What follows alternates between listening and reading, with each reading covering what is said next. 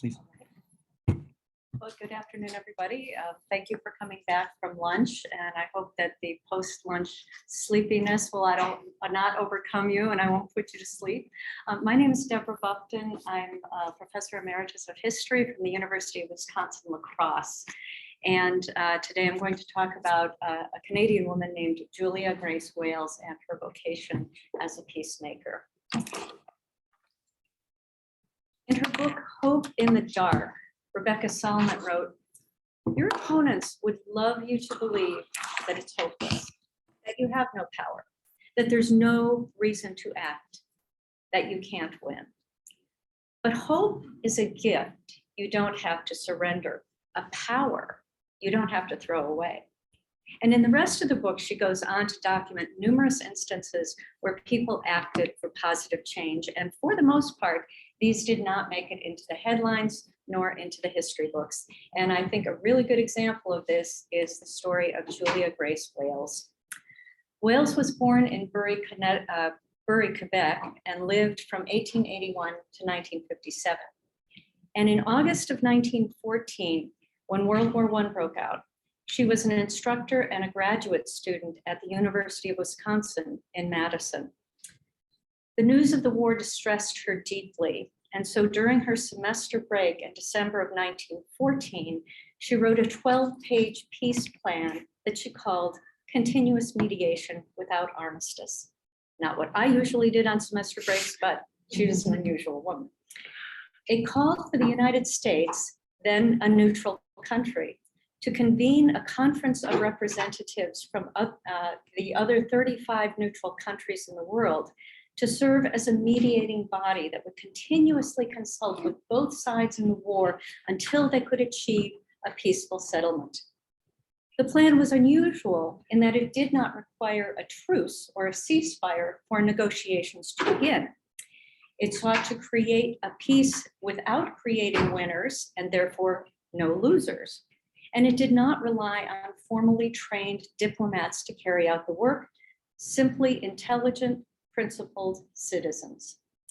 In effect, it was a grassroots effort of ordinary people to work with the government officials to bring about a stable peace when standard diplomatic methods had failed. She showed the pamphlet to her friend Louise Kellogg, who shared it with the Wisconsin Peace Society, which endorsed it. From there, the plan achieved really remarkable support from people like Wisconsin Senator Robert La Follette, Secretary of State William Jennings Bryan, the Wisconsin State Legislature, and the International Peace Congress in San Francisco. David Starr Jordan, the president of Stanford University, presented the plan to US President Woodrow Wilson. She also sent it to Jane Addams, the very famous social worker and reformer, who endorsed it and who invited Wales to join her and 43 other American women traveling to The Hague in April of 1915 to convene an international Congress of women who would discuss ways to end the war. Wales asked Charles Van Hise, who was the president of the University of Wisconsin, for a leave of absence, and Van Hise granted her the leave and named her the university's official representative to the Hague Committee. At The Hague, her plan was endorsed unanimously on May 1st, 1915. And after this, she and other delegates spent several months traveling throughout Europe to discuss the plan with citizens and political leaders trying to gain more support for the idea of mediation. Although Woodrow Wilson expressed support for the plan, it became clear that he was not going to start a conference of neutrals. And so the industrialist Henry Ford invited Wales to be part of an international committee to organize a meeting of neutrals, which he funded. So in February 1916, she joined 26 other representatives from Denmark, the Netherlands, Norway, Sweden, Switzerland, and the United States to bring to life this plan that she had written out back in December of 1914. From early 1916 through April of 1917, when the United States joined the war, the conference delegates worked tirelessly, speaking with, writing to both neutral and belligerent countries to articulate a vision for peace with justice and to mobilize public opinion. In the end, of course, These peace efforts failed to end one of the most destructive wars in world history, but they were not useless. In fact, these actions represent a remarkable attempt by ordinary citizens to take part, actively shaping the world and engaging in democracy. And in the process, they articulated demands that have become fundamental to international relations, such as the right of nations to decide their own fate, freedom of the seas, the end of secret diplomacy, internationally agreed upon disarmament, and an international body that would use principles of law and justice to peacefully settle disputes between states. In addition, she and her colleagues inspired considerable peace activism within Europe. In August of 1916, for example, hundreds of peace demonstrations took place throughout Europe in support of the mediation plan. In Switzerland, 250,000 people signed resolutions in support of it. Remember, this is a time before internet petitions, when you had to go person to person to get them to physically sign a piece of paper. In Stockholm, 12,000 people marched in a peace parade. In Denmark, political parties and churches joined in nationwide demonstrations. In the Netherlands, over 100,000 people joined peace rallies. And scholars have concluded that these demonstrations likely discouraged the governments of neutral countries from getting involved in the war, thus preventing the war from spreading even further. And so Julia Wales, despite being a graduate student and an untenured instructor, despite being an immigrant, despite being a woman with no vote and little legal status, despite having no connection to politically powerful people, converted her despair about the war into actions that had international consequences. In fact, her entire life was committed to taking action to promote active, engaged world citizenship, which I think is another way of thinking about the vocation of the peacemaker. She believed individuals had a duty to do whatever they could, wherever they were, to promote a better community, nation, and world. She spent her career at the University of Wisconsin teaching remedial English to help students succeed at the university because, as she wrote to her sister Tita, every single one of them is so important to the future of the world. In the 1930s, during the worldwide economic depression, she promoted a self-help program which communities would create for themselves an economy of barter and exchange. And in supporting this model, she was challenging fundamental aspects of capitalism. And the program was completely organized by grassroots action. Governments had no role in it. As in her World War I peace efforts, here she encouraged ordinary people to think outside the box and to take matters into their own hands rather than allowing the experts and the professionals to tell them what to do and to shape the world. In 1939, as Europe spiraled into what would be another catastrophic world war, she wrote a book called Democracy Needs Education. And she argued that the best way to save democracy from the forces of fascism, totalitarianism, and other threats was for ordinary citizens to take the initiative to be informed, active members of society. The greatest danger to democracy was not external armies, but internal apathy, ignorance, and fear. Far more important than weapons and militaries, she wrote. Ordinary citizens were the only hope of human salvation. Something we could listen to today, I think. Through her work and writings, we can find important insights into the vocation of a peacemaker. She was passionate, and yet she was attentive to other views. She was modest, but she was also courageous and indeed audacious. She was committed to reason and science, but also to a larger spiritual vision. She was an introvert, but she was actively engaged in the outside world. So, for example, when Louise Kelly suggested that she send her pamphlet to Jane Addams, she was very intimidated by this idea, and yet she did it anyway. She was passionate in writing to politicians, family, and friends to promote her peace plan, But she was also very modest, urging others to improve her work, to give her feedback on how it might be better. She didn't care whether others knew that she had written this plan. When her plan was presented at peace conferences and to political leaders, it was often other people who did it. For her, the goal was not self-promotion, it was ending the war. And as good peacemakers do, she kept the goal in mind, not allowing ego or fear to get in the way. She was also really respectful of people who disagreed with her. She tried to explain her plan in different ways to different audiences so as not to alienate anyone. And at the same time, she was very audacious. As I noted before, she was not a citizen. She was a woman in a time when she had no legal rights. She was a grad student. She wasn't even a political scientist. She was a scholar of Shakespeare. She was an English major. So she wasn't even a political scientist. She had no political connections. What in the world was she doing proposing a plan to end the war when all these professional diplomats and politicians had failed? But she was always thinking and acting outside the box. She embraced both science and spirituality. On the one hand, she was enamored of what she called a scientific approach to life and applying reason to life. But what kept her going against all odds was her deep spirituality. In the 1930s, she wrote an extensive daily devotional work called The Order of the Wayside Well.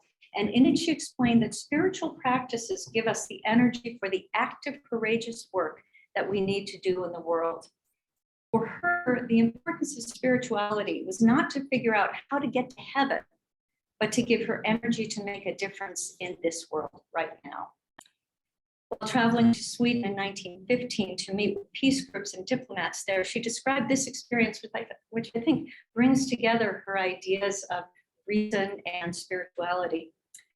When we came in sight of the Swedish coast, the strangest feelings came over me, that I was seeing into the inwardness of things, seeing the unity, the whole, so that at the same time, nothing matters and everything matters more than ever. I found myself thinking, where am I anyway? And who am I? And what am I trying to do? What on earth brought insignificant, cowardly me, of all people, here on this crazy enterprise? And the answer came. It was the sheer pushing force of an idea. In spite of and through everybody's stupid mistakes, it will work itself out. The international ideal will certainly come to pass. It seemed as if I could almost hear this voice with my physical ears, but it was only the sound of the sea, a vast harmony, a marching and marching of cosmic forces. And in the letter's next paragraph, she reveals a lovely self-awareness when she noted that her friends would probably think she had gone off the deep end after she read that. But throughout her life, it's very clear that her faith in reason and logic was fully based in the belief that there was some larger cosmic force pushing us in the direction of peace. And this was the source of her endless hopefulness. Nearly 30 years later, as the world was mired once again in a global war, she wrote pretty much the same thing. The world may seem at present to be far from a lasting order of peace and justice, yet no matter how discouraging a difficulty may be, if a large enough number of individuals attack it intelligently and keep on working at it persistently, it begins to yield in time. It is unfortunate, though not surprising, that she is almost completely forgotten today, because her life exemplifies the vocation of a peacemaker. Her ability to envision and articulate a peaceful way to end conflict is valuable in a world that assumes militarism is useful, necessary, and inevitable. Her modesty and unfailing courtesy in listening to other points of view is a counterweight to the present age of know-it-all politics. Her tireless work to make the world better is encouraging in a time when despair seems so much more sensible. Her faith in the power of good, as well as her patience, are essential correctives in an era when it is all too easy to succumb to cynicism and the quick fix. In these ways, Julia Grace Wales was a model for her own time and for ours. Thank you.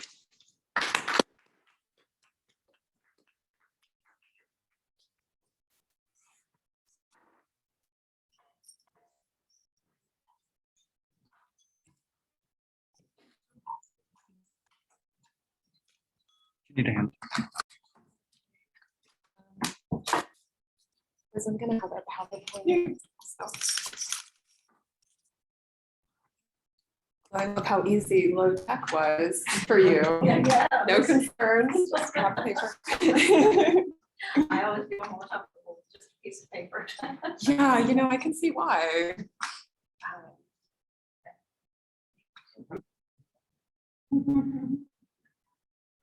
Okay, cool. Awesome.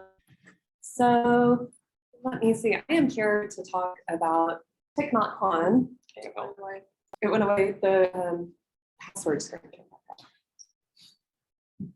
Did it switch over? Y'all saw we can touch it. It go to sleep. Press the on button again. Oh, because she wasn't using the It might have gone to sleep. Wait, wow. Wait, there you go.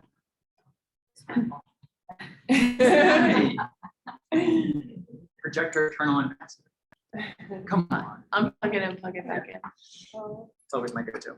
Yes, the paper is looking even better.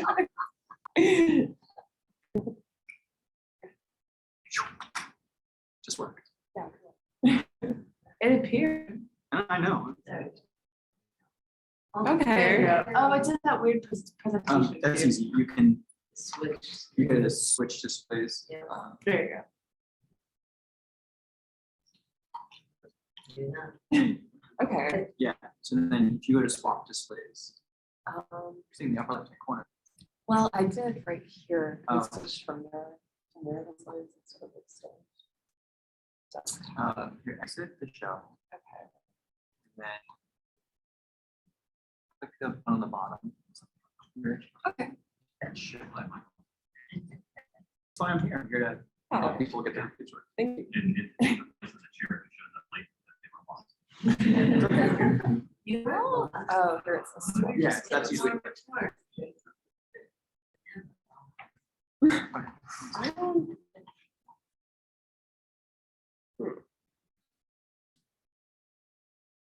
What's weird is we can see that. Right.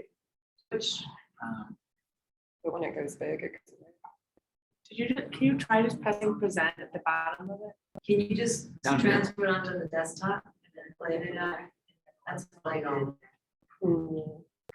put my PowerPoint on the desktop. Yeah. Somewhere it doesn't. It's really weird that like I see it here and I see it here. I don't see it there. I could always use like the small version. We can try it on the desktop. Go middle of that. Yeah, if you don't mind. Try that. Yeah, 'cause we're gonna need it. Mhm. It's not my name. Right. Let me just go ahead and try this in the event it's the adapter. Yeah. To do this. Yeah, that'd be Where did you- bad. Yeah, Thank you. well, you know what it is. You want, yeah, you know. The password is ridiculous. all the other, every room is, I know. every room is different too. I saw that. I mean, I get it when it's your bank account. No, ridiculous. No, it's. Yeah, it's quite a long password. And it's quite a, it has like, it's the way passwords should be, but it's Yeah, not on something that you log in by. correct. Here this one is. Nope, and then swap. It's really weird. You don't have a little button that says swap right here. You No. did. There we go. Oh.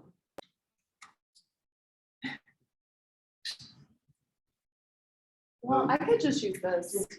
I'll just use this. Okay, Thank you. sure.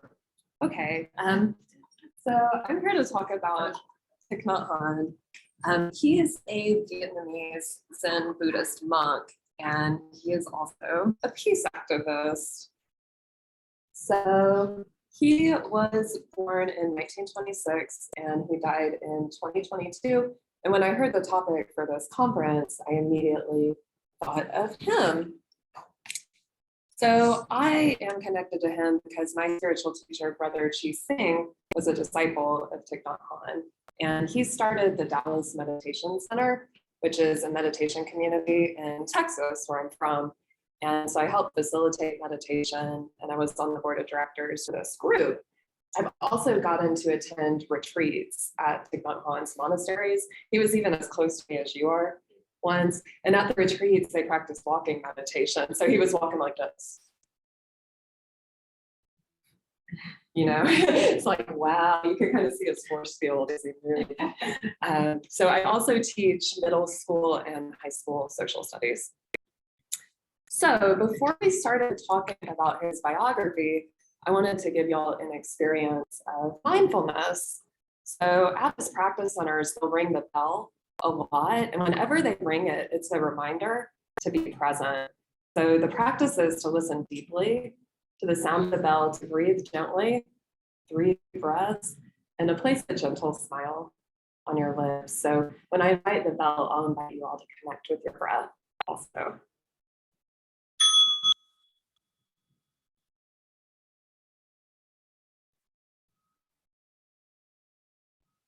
Cool. So this is a picture of Thich Nhat Hanh, and he was born in central Vietnam in 1926, and at the age of 16, he was a novice monk, a Buddhist monk. And he's also studied secular subjects and comparative religion at Princeton. Now, the thing is, when the Vietnam War broke out, he saw his countryside devastated, and some Buddhists would say, hey, if you want to help, get on your mat and meditate till you attain enlightenment. That's how you're going to help the world. And he's like, that's ridiculous. I can't just meditate in a temple. I need to get out in the world and actually help here and now, because I'm alive here now. So he started the School of Youth for Social Services in the early 1960s. So they'd go to the villages and help bring supplies and help repair and heal anyone. And of course, they used nonviolence and compassionate action to guide them. Then a little bit later, he formed the Order of Interbeing, which is a monastic order. And Sister Chan Kong was a member. At that time when she was meditating, the advice they gave her was, you're not born a man, so the only way you can be enlightened is to meditate in this life and hope to be reborn as a man.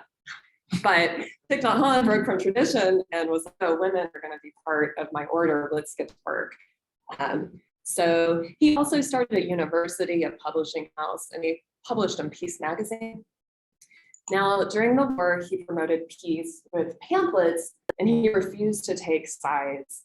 And he also felt angry at destruction, but he recognized, look, if I was born to the same causes and conditions as the people perpetrating the war, I would probably be acting the same way. So even though he didn't agree with their behavior, he felt compassion for them. And now that he has all of his practice centers, he's even had Vietnam vets come and practice with mindfulness, find healing. And so during this time, he came to the US and did a peace tour. And this is when he met Martin Luther King Jr. And so Martin Luther King Jr. was so impressed by him that he nominated Thich Nhat Hanh for a Nobel Peace Prize in 1967.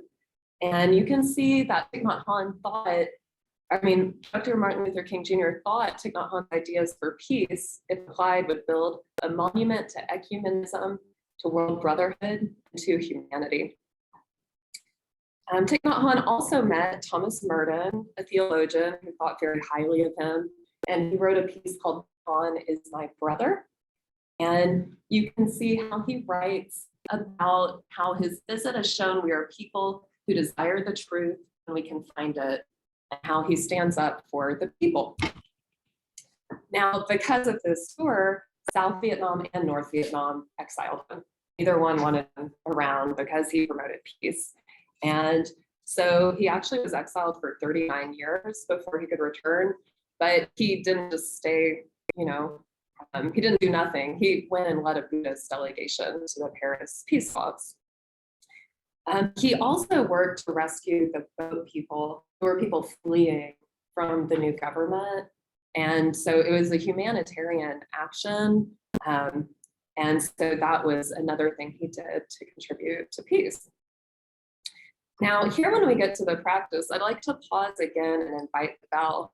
And the language I use is on purpose, because at the monastery, they're very careful not to include violence in their thoughts, their words, and actions. So if I strike the bell, I hit the bell, you hear the violent language. So they'll speak more like, I'm going to invite the sound of the bell. And so as I invite the sound, it's another opportunity just to breathe and smile.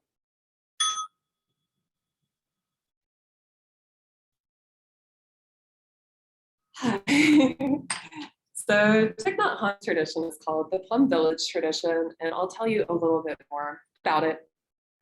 So first of all, there's the basics of Buddhism. In Buddhism, they want to cultivate compassion for all beings. And so there's a practice of metta, loving kindness, where you send love to people you really love, you send love to neutral people, and you send love to people you hate. And it's all meant to build your heart of bodhicitta, which is the heart of goodness that has the capacity to embrace everyone and everything. So people on this path follow the path of the bodhisattva, who's an enlightened being who comes back to earth continuously until all suffering is relieved. And it's not just human suffering, it's plants, animals, and minerals too. So in Buddhism, there's the three jewels. The Buddha is the historical man who lived and taught, and it's also our inner Buddha nature. The Dharma are the teachings that free us from suffering. And the Sangha is a community that comes together to meditate. And Thich Nhat Hanh, when he mentions peace, he always looks at inner peace first. So he says to practice deep relaxation, to notice, do we have tension? Do we have emotional pain inside?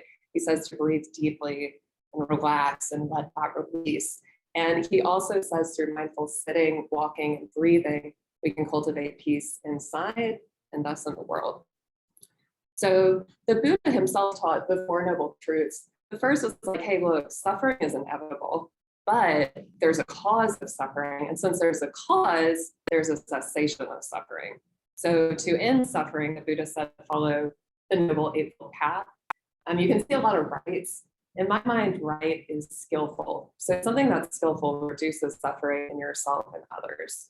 So a skillful view, a skillful intention, skillful speech, skillful action, skillful livelihood, skillful effort, skillful concentration, and skillful mindfulness, we can navigate life to reduce suffering. So there's a fourfold Sangha in Thich Nhat Hanh's tradition, and this includes the monastics who have devoted their life to the practice, and lay practitioners like me who just live normal lives. The monastics give up like a marriage, a family, like their material possessions, and they go live together. So I get to have a house and like sit on a couch and do all that comfy stuff still. Now, when he was exiled, he started Plum Village in France in the 1980s, and today there's a few hundred monastics, and there have been over 10,000 visitors each year. One thing he did to promote peace was hold a healing retreat with Israelis and Palestinians. But he said at first they couldn't even look each other in the face when they arrived. But by the end, they were actually like walking and holding hands and feeling like brothers and sisters because of the transformation they found through the practice. And today he has 11 centers. There's thousands of sanghas around the world that follow his teachings. And so you can see they're really located all over the world. I've been to a few, and at these monasteries, they really practice what they preach. So for example, they do something called Beginning Anew regularly, where everyone in the community comes together, and it's a chance to air grievances and find reconciliation through compassion about any conflicts that might arise. They don't have personal possessions, the monastics, and Thich Nhat Hanh advises not to seek fame, sensual pleasure, material wealth, or power, and to recognize that happiness is here and now, that we have all the conditions we need right now to be happy. And so the buildings are also eco-friendly, they live carb-free, and they're off the grid, so that's really cool to see. Now, they developed the mindfulness trainings, which are based on the Buddhist precepts. So the 5 precepts are don't kill, don't steal, avoid sexual misconduct, use loving speech, and then avoid intoxicants. So his community reimagined these for the modern world to create a vision of Buddhist ethics. And they're not like commandments like thou must, but they're contemplations to consider about the way we live. So the way they reframed it, the first one is reverence for life. There's also loving speech and deep listening, true love, true happiness, and nourishment and healing. Monastics take 14 trainings, which are more involved, and lay practitioners take 5. So you can see here some of the trainings, and the first one is especially related to war because it says, I'm determined not to kill, not to let others kill, and not to condone any act of killing in the world, in my thinking, and in my way of life. So that's something to think about. How do we promote war in our thinking even? You know, so you can see if you just contemplate these, it can kind of unwrap different ways of seeing the world.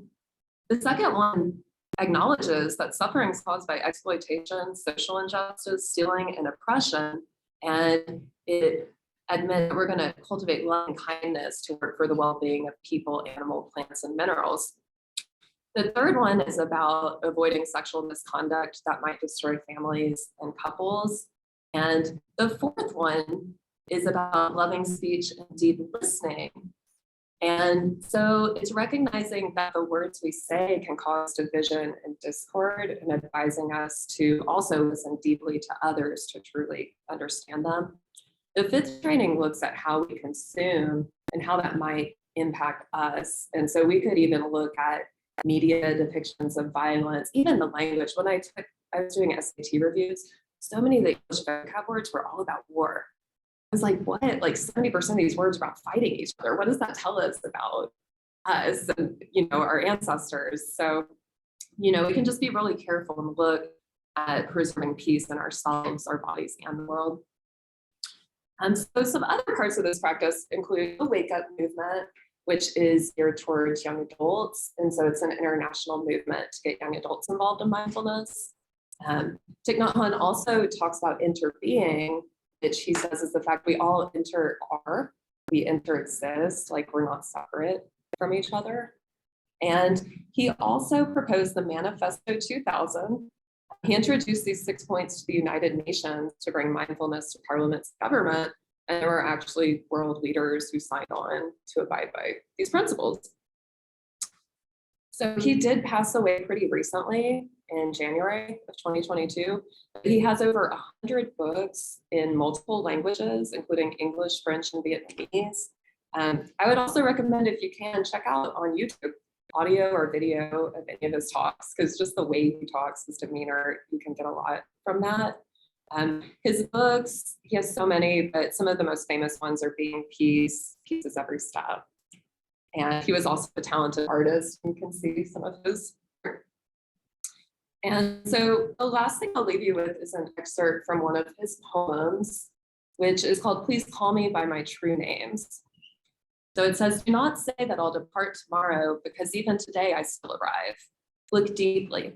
I arrive in every second, to be a bud on a spring branch, to be a tiny bird with wings still fragile, learning to sing in my new nest, to be a caterpillar in the heart of a flower, to be a jewel hiding itself in a stone. I still arrive in order to laugh and to cry, in order to fear and to hope. The rhythm of my heart is the birth and death of all that are alive. I am the mayfly metamorphosing on the surface of the river, and I am the bird which, when spring comes, arrives in time to eat the mayfly. I am the frog swimming happily in the clear pond, and I'm also the grass snake, who approaching in silence feeds itself on the frog. I am the child in Uganda, all skin and bones, my legs as thin as bamboo sticks, and I am the arms merchant selling deadly weapons to Uganda. And you can see some of the sources I used. And just to conclude the talk, I'll go ahead and invite the bell one more time so we can have our moment of Zen.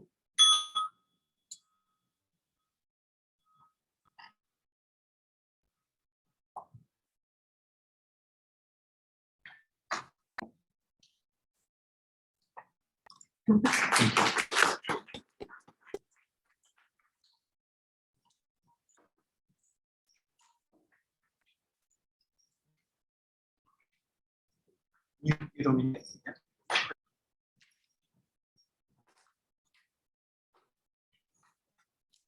I'm Steve Minnema. I'm retired Presbyterian pastor and also was an adjunct professor at the Turbo University in Religious Studies.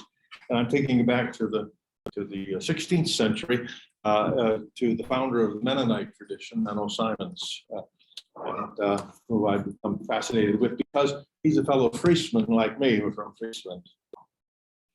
Standard story of Menno Simons' career is very well known. He was ordained as a Catholic priest in Friesland in 1520, served in that capacity for 15 years. During that time, inspired by Luther, he, like many others, started to have doubts about Catholic teaching with regards to the sacraments. He studied the Bible and came to his own conclusions. In the early 1530s, the illegal Anabaptist movement had come to Friesland under the leadership of Melchior Hoffman and found a ready reception there. It rejected Catholic doctrine on the sacraments and insisted that people could only be legitimately baptized after they had been truly and self-consciously converted, not when they were infants. What is more, the sacred meal was more a symbol than the actual eating of the body and blood of Christ by believers, and thus priests were not necessary for salvation. Finally, Hoffman, like many others of his time, including the early Luther, deeply believed that Judgment Day was at hand and that his movement was playing a role in bringing it on. Hoffman's ideas spread quickly, and before long, Anabaptists from Friesland were playing a decisive role in the establishment of the Anabaptist Kingdom of Munster. When that kingdom was attacked by Catholic forces, its king and his main prophet sent emissaries to Friesland, urging followers there to come armed to its aid and thus to participate in the divinely sanctioned judgment of God against God's enemies. Many tried to do so. They were not well organized and were easily suppressed by the authorities, who killed a number of them, including a man named Peter Simons, who may well have been Menno's brother. At any rate, this failure in Friesland guaranteed that the Kingdom of Munster would fall in 1534 and its adherents be either slaughtered or scattered. In 1536, one particular remnant of this defeated community, led by a Frisian named Obi Phillips, approached Menno Simons, who had the previous year left the priesthood, and asked him to become its leader. After some struggle, occasioned in part by the fact that Anabaptists faced death at the hands of the imperial authorities if they did not recant, he accepted their call, was rebaptized, and began his new ministry. Over the course of his life until his death in 1561, Menno was constantly hounded by the state, but managed nevertheless, especially through his writings, to forge a stable and enduring community of churches committed to an ongoing witness to Christ, the Prince of Peace. And the Mennonites, of course, continued to do that up to and including today. But it's my contention that this standard story, as well as the scholarly attention given to it, has often failed to give sufficient attention to Menno's Fries context. Friesland was a unique place in the Europe of the Middle Ages, and understanding that uniqueness can throw new light on the specific challenges Menno faced and the ways in which he responded to them. And finally, contextualizing Menno in this way can lead us to several important insights about the nature of his calling as a peacemaker in the particularity of his troubled time and place. In the Middle Ages, Friesland was a relatively independent region in Northern Europe, including territories that are now parts of the Netherlands and Germany. An old legend claimed that it had been granted its independence by Charlemagne, who had conquered it in the 8th century. Whether true or not, the Fries were very proud of their freedom to govern themselves, and they did so for centuries without the help of the feudal system that prevailed elsewhere. But when this Frisian freedom came to an end in 1523, the year before Menno Simons was ordained, when after years of bloody resistance to imperial encroachments, the Holy Roman Emperor Charles V took control of Friesland. That fact alone needs to be figured into our understanding of Menno in Friesland. But there are several other features of medieval Friesland that need to be mentioned as well. First, life in Friesland was a constant struggle to wrest habitable land from the sea. Life there was thus highly precarious, and that meant that a certain type of religion was needed that offered its adherents some power to control their destinies by activating the protection of the divine, either in this life or in the one to come.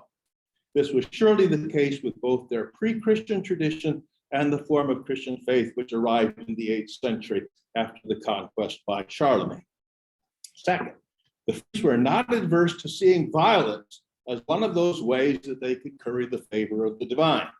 I mentioned earlier their positive response to the pleas coming from Munster, but we need to remember that several centuries earlier, many Friese had responded positively to preachers calling on them to take up the cross and join the Fifth Crusade. They had maintained their Frisian freedom for centuries by constant infighting. So it is no surprise that they could see violence as part of the will of God for them. Third, another way that wealthy Frisians could brown-nose the deity was through the establishment of monasteries. And this was done so frequently that by 1500, there were 1,200 monasteries that controlled 20% of the land in Friesland. Resentment among the common people toward these institutions and the economic competition they created ran very deep and contributed to a growing movement among the Friese, attested in archaeological finds from the 1400s, to take the Bible stories home from church and interpret them in their own way. This was surely one of the reasons that the Friese were active in the sacramentarian movement later, that brought Bible study to lay people, rejected Catholic doctrine on the sacraments, and prepared the way for the Anabaptists. And finally, a Friese scholar named Menno helps us to understand some of the psychological ramifications of the changes we see in Friesland prior to and including the time of Menno. He argues, in effect, that Friesland suffers the fate that befalls most minority cultures with their own language and tradition when they are overrun by dominant cultures with no stake in honoring or preserving the older ways. To wit, they may go along with the changes, but they are left with a deep and abiding sense of anger, loss, shame, and inferiority. Clearly, this context posed many challenges to Menno Simons as he took up leadership in the fragmented Anabaptist movement in 1536. Let me describe them in this way. Obi Phillips, the Anabaptist leader who recruited Menno, later recanted his faith and wrote a confession to explain his action. In that, he recalled the early days of Anabaptism in Friesland and said, perhaps with a little exaggeration, that as soon as someone was rebaptized, he declared himself morally superior to everyone else and also more than ready to root out the godless from society. Now, it was clearly in Obi's interest to defame a movement he was quitting, but it seems to me that given the context we have described, there was some truth in his characterization. The early Friese Anabaptists were surely angry about the loss of Frisian freedom, and angry as well about the many ways that the church had become the handmaiden of those powerful forces which were taking control of their land. They were frightened by the threat that imperial culture and control posed to their language and ancient traditions. So they responded by asserting in their rebaptism that they were actually morally superior to the frauds who held power and were divinely appointed to resist them and maybe even to root them out. Obi castigates them, the early Anabaptists, for their pride.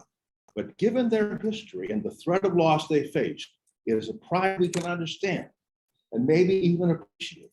It is a type of compensation for their conquest. It is a better alternative than humiliation and surrender.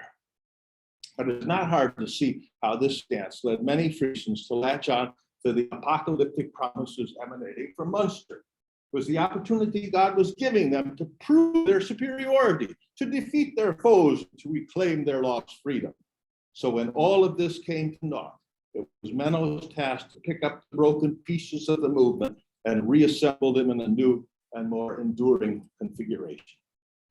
As we examine how he did this, the question we will bear in mind is whether he continued or in fact in some ways betrayed the original Frisian Anabaptist protest against the injustices they had suffered and the losses they had sustained.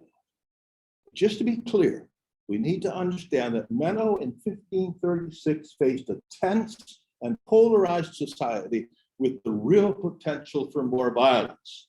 The Friese Anabaptists, though small in number, still carried the explosive mix of feelings and openness to violence that had led to Munster, and there were leaders among them ready to carry on the fight. Their new rulers, aware of this, were determined to crush them. How could Menno be a peacemaker in such a situation? So first of all, in his decision to be rebaptized, Menno clearly chose a side in this polarized environment. He may or may not have seen this as a sign of resistance to the imperial authorities that had taken control of his country a decade earlier and had already executed a number of Frisian Anabaptists. But there were surely many around who saw it as just that and were thus aware of the costly commitment he was making in joining them. To put his body on the line the cause. But secondly, he made it clear that people should follow his lead only if he could convince them that he was following the Bible's lead. He was differentiating himself from the official leadership of all those monasteries and churches supported by the wealthy, and was directing his efforts toward those free Christians who had taken up the Bible, the study of the Bible in their homes, and were sure that they could interpret it for themselves. In other words, he was affirming their egalitarian inclinations by making leadership rest not on wealth, status, or privilege, but on the ability to interpret the Bible in a convincing way. Then thirdly, he also affirmed, and this is critical, I think, he also affirmed their sense of moral and spiritual superiority vis-a-vis their foes. Even though it's not a real attractive thing to us today, he did that. Over and over, he claimed the Anabaptists were the only true Christians because they were the only ones who had rightly understood the Bible's call for conversion and had in fact experienced it. Christ lived in them, he would say, and not in the pretenders masquerading as Christians in the official church. Fourthly, I spoke earlier of the precarious nature of life in Friesland and the need for a religion that gave people some sense of control over the divine whose protection they needed. So it's no accident that Anabaptism, the Anabaptism Menno cultivated in Friesland, stressed the active and willful participation of people in their own salvation. Menno was convinced that Lutheran and Calvinist approaches to grace and predestination spawned moral complacency in the church and the society. True Christians, he taught, like the Anabaptists of Friesland, remain vigilant against temptation and active in deeds of love and compassion. Fifth, anyone who has read very far in Menno's writings knows that through his whole course of life, he kept up an ongoing and often penetrating critique of all those political and cultural forces that the Fries had experienced as oppressive. These included the governing authorities at all levels, the wealthy, and those engaged in commerce only for their own enrichment, the corrupt clergy who had no real care for the spiritual care of their people, and those scholars whose work propped up the power of politicians and clergy and showed no interest in the education or growth of the common person. Menno's voice was often the voice of Fries anger. So in all these ways, Menno affirmed the energy that was generated when the Fries embraced Anabaptism. But had to become. But he had to channel it in a more constructive direction. And he did this, as we might expect, by convincing his Fries followers that the Bible had some hard things to say to them, and that if they wanted to retain their moral and spiritual superiority, they would have to embrace these teachings and follow them. We can summarize them as follows. Christ is the Prince of Peace, and Antichrist is the Prince of Violence. Thus, true Christians do not engage in violence, while the embrace of violence by the state churches shows clearly what prince they serve. But there are four critical corollaries of this doctrine that were particularly pertinent in Menno's teaching of the Fries. One, they are not to use violence against their oppressors. Two, as much as they are tempted by what we might call an Frisian nationalism, their goal is not to set up an earthly Christian kingdom. Three, their goal is to create a community that models what life looks like under the Prince of Peace and challenges their neighbors to give up their violent and self-serving ways. And four, in the course of pursuing this goal, they must be prepared to suffer, which of course they did in those years. Menno was clearly successful in getting many of the Frisian Anabaptists to accept his interpretation. But what is striking to me is how much the New Jerusalem, which is how he described his emerging church, resembled a new and idealized Frisian. It had a strong bias in favor of rural life and its farm-based economy. It had egalitarian leadership under the authority of the Bible alone. It refused to honor imperial decrees it saw as unjust and kept up a constant critique of imperial oppression. And it offered people an empowering religion whereby their moral vigilance and discipline would assure that divine protection would always be theirs, even and maybe especially in suffering. So what insights does this understanding of Menno's relationship to the Frisian context offer us in the nature of his calling as a peacemaker? Just as there is a standard story of Menno's career, there's a standard story of his calling. He was called by God, it says, to form a minority community of Christians who would give a witness by word and deed to Christ, the Prince of Peace, in the midst of a violence-condoning society. And that account is surely on target as far as it goes. What we are arguing in this paper is that it doesn't go far enough in considering the influence of Menno's Frisian identity, history, and culture in the way he experienced that call and sought to live it out. So I want to conclude by addressing that lapse with three assertions. First, in the years when Menno was a priest and was struggling with Catholic doctrine and turning to the scriptures for guidance, his struggle at that point was a Frisian struggle. He may or may not have voiced it as such, but he was surely trying to figure out how he, as an heir of free and independent Frisia, could maintain his personal freedom, independence, and courage to speak the truth he found in scripture while serving an institution built on a lie, which was serving an encroaching empire built on the same lie. It was the struggle of the Frisians, and it was his struggle at that point as well. Menno was a free Frisian before he was a Bible-based true believer. So it is no wonder that what appealed to him about the Bible and the new identity it was offering him was that it gave him independence from empire and freedom to pursue and speak his truth. When Menno resigned the priesthood, he became a spiritually liberated Frisian, ready for the next step in his journey. Second, Menno tells us that he accepted O.B. Phillips' summons in large part because of the compassion that he felt for the struggling Anabaptists who were shell-shocked after Munster. But he also tells us that before he left the priesthood, he had a great deal of admiration for those Anabaptists who had shown, unlike himself, the courage of their convictions and had been rebaptized. It is not going too far to say that he felt a certain Frisian pride at his brothers and sisters' readiness to embrace a non-conforming way of life. And he was careful to cultivate that pride at being different by arguing his whole life that the minority Anabaptists were the true Christians, while everyone else was a fraud. Finally, there's little doubt that we owe Menno's obsessive focus on Christ, Prince of Peace, to his Frisian context. If there was one thing Menno did not affirm about his fellow Frisians, it was their proneness to violence. They had shown this throughout their history in their constant infighting, in their embrace of the Crusades, in their readiness to fight at Munster. But if they were to have a future, Menno knew they would have to be led beyond this. So he found in Scripture the perfect antidote for them. Christ was the Prince of Peace. So if they wanted to continue to enjoy the freedom and independence as followers of Christ instead of empire, and their pride at being true Christians vis-a-vis their neighbors, they would have to lay down their physical arms and fight only with the sword of the Spirit. They would maintain their critique of empire, but would not appoint themselves as its avengers.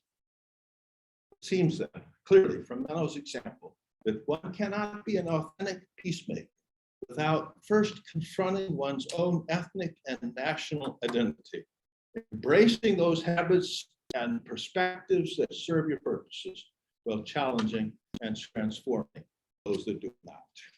Thank you.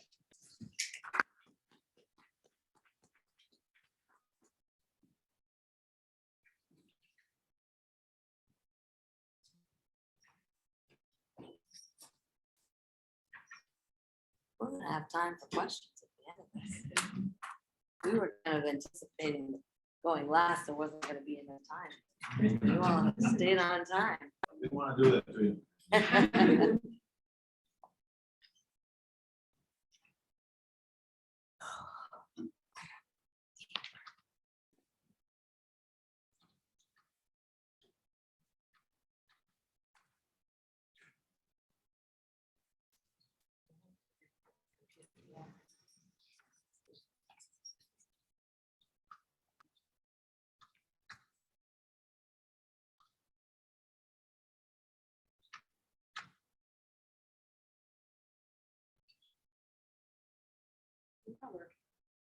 It didn't work the first time, but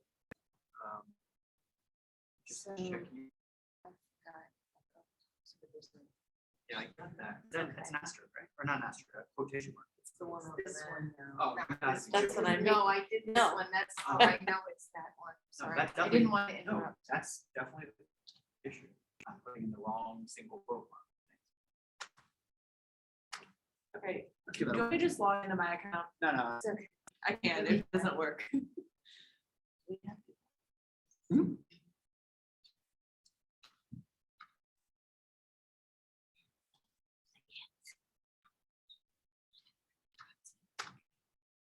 Let me just.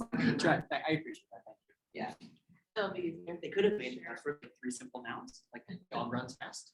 I see we got it before. Yeah, no, and I've tried it unsuccessfully like 5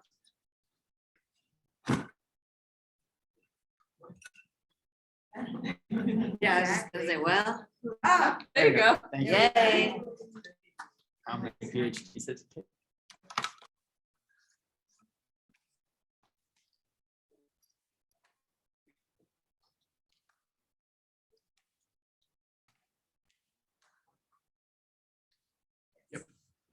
Okay.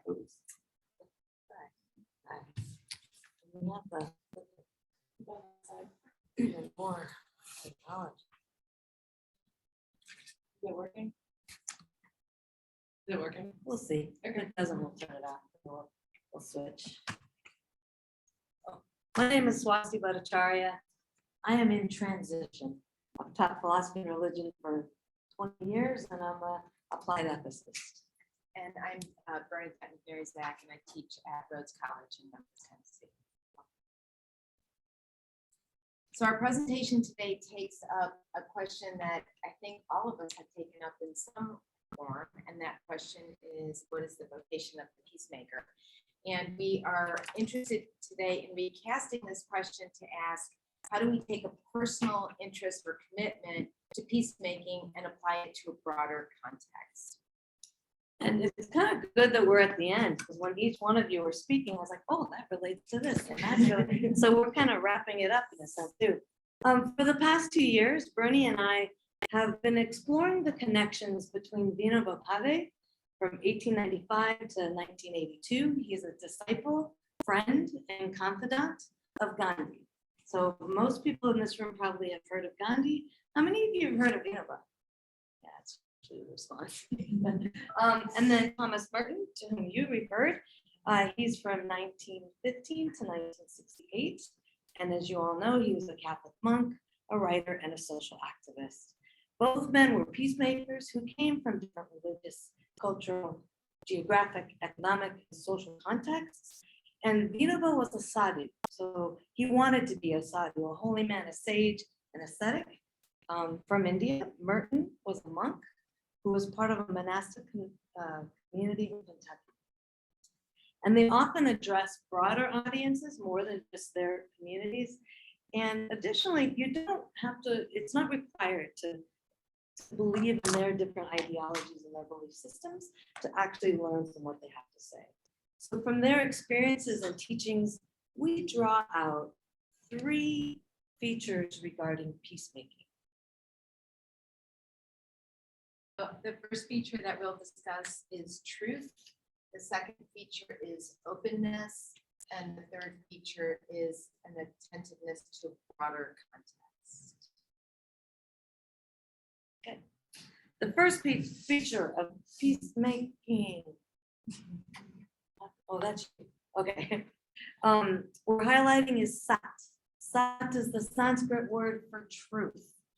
And for Gandhi and for Vinoba, truth, Sat, was the foundation of everything. It was the bottom line. Vinoba says, the world is sustained by truth. It subsists because there is more truth in the world than untruth. If untruth acquires prominence over truth, the world would come to an end. And you think about that, and sometimes I feel like we're coming to an end right now, right? And many of us know that those social divisions have always been, right? This is not new. I guess maybe it's because I'm experiencing it that it feels new and it feels worse. I mean, after January 6th, I was listening to NPR and there was an interview with this lady, and just the betrayal and the agony that you could hear in her voice. And she says at one point, did my president lie to me? I believed him. I voted for him. And you could hear this betrayal that she was feeling. So I'm thinking, consider the consequences of the misinformation, the lies that are still being told today about elections, about climate change, about vaccines, any of it. Think about how different things might have been or might be if truth were allowed to be front and center of everything we do. I can disagree with you and we can have arguments, but we have to agree on something, right? The ground from which we're starting. For Vinoba and for Gandhi, truth is Brahma, that all-encompassing reality. So they're operating out of an Advaita Vedanta worldview where everything is God or Brahman or this reality. Vinoba says, truth is Brahman. Brahman is real. The world is the manifestation of Brahman, and life is the discovery of truth. So life is an ever ongoing process of discovery. Vinoba also says, truth is discovered piecemeal. The whole truth is not understood at one time.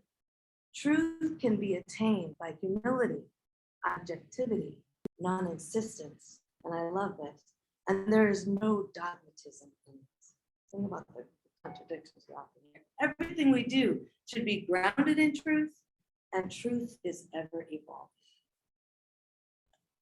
So when Thomas Merton employs these ideals of humility, objectivity, and non-insistence in an effort to discover the truth, he does so by encountering Vinoba Bhave and his teachings in Vinoba's book, Taksamagita. Here we're going to see the second feature of peacemaking, that feature of openness. When Merton read Talks on the Gita, it was 1960, and he had been a monk at the monastery of Gethsemane in Kentucky for nearly 19 years. He entered in 1941.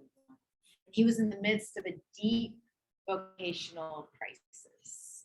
At the time, he was seeking a transfer to another monastery, and he was feeling considerable pressure from his abbot and from his religious order about that decision. In his journal entries, he writes about experiencing a spiritual paralysis, of feeling imprisoned and unable to act. Maybe feeling like the world was coming to an end, as Swasti mentioned. Merton shared his angst with his close friend and confidant, Robert Lax, and Robert Lax recommended and acquired for him a copy of Talks on the Gita.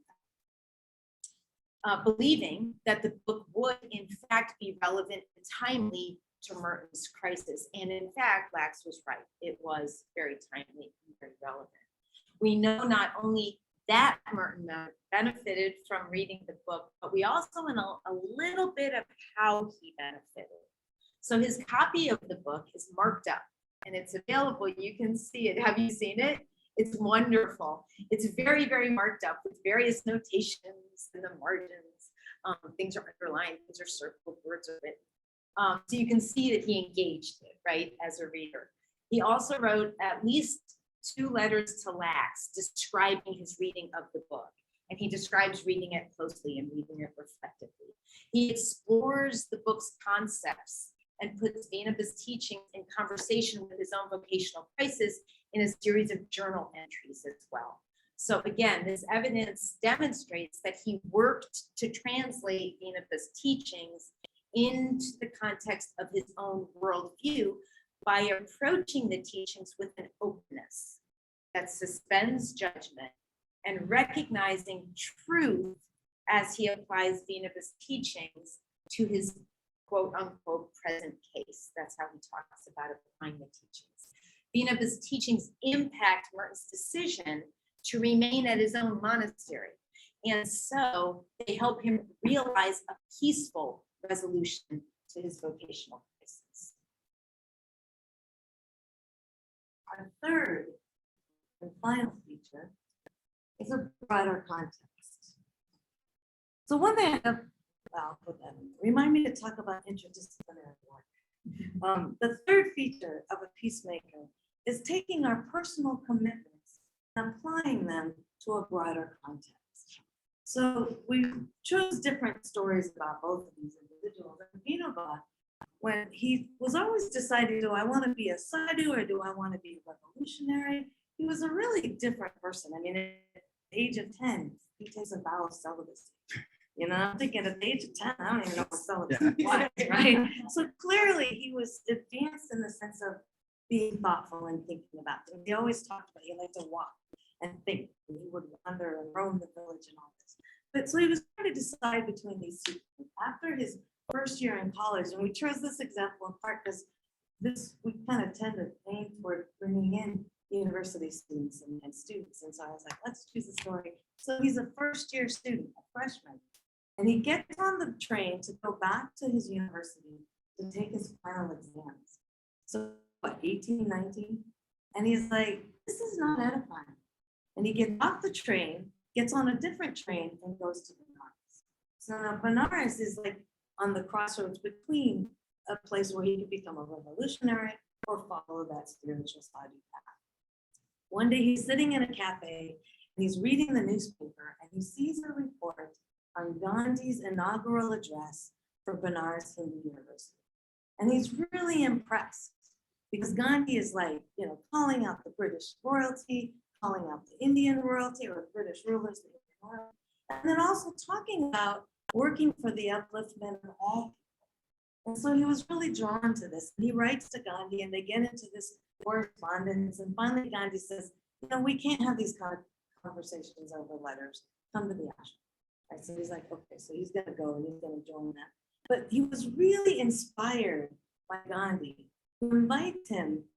And Gandhi had, this is actually something that many of the people that I've interviewed and books I've read, and probably you've seen this, where Gandhi's, one of the strongest things he did was inspire people to take their commitments of personal peace and nonviolence and apply that to a broader context. And so that's what he did. And for Minnema, he was really inspired to take that personal idea of peacemaking and put it up on a more of a national level. And then he's the one that actually does what's called the Buddhan Yatra, where Minnema walked for 14 years, beginning in 1951. He walked throughout all of India, asking people who had land to give to people who had. So he was working, and that's a whole other story. Okay. So as Merton challenged himself to study and practice nonviolence, he did so with truth and with Minnema as a guide. And we know this from his journal entries.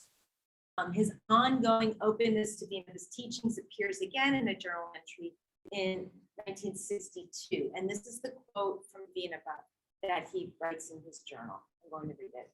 Quote, "It is impossible to get rid of violence when one is oneself full of violence. On the contrary, one only adds to the number of the violent." This particular journal entry from November of 1962 differs from the other journal entries in a really significant way, I think. Here, Merton provides no narrative, no contextualization, no commentary for the quote. It just sits alone as the content of the journal entry. The impact on the reader of his journals is arresting and it's clear, I think. Minnema's words themselves are the source of the site for Merton's self-reflection. Merton again suspends judgment and remains open. However, here, his self-reflection has a strong public orientation as he considers the ways in which individual actions influence the larger community. Merton increasingly turned to the larger community and the public application of peacemaking in his actions until his death in 1968. As a peacemaker, he continued to locate truth in Hindu, Buddhist, Chinese religious thinkers and thought. He remained open as he participated in interfaith and intermonastic dialogue at both the national and global levels. So what we hope we've demonstrated is that both Minnema and Merton took a personal interest in peacemaking and applied it beyond themselves in a broader context. Our point today is to encourage us to consider our own interests in and commitments to peacemaking and to apply those beyond ourselves. How do we imagine the possibilities? Thank you. Thank you. Thank you.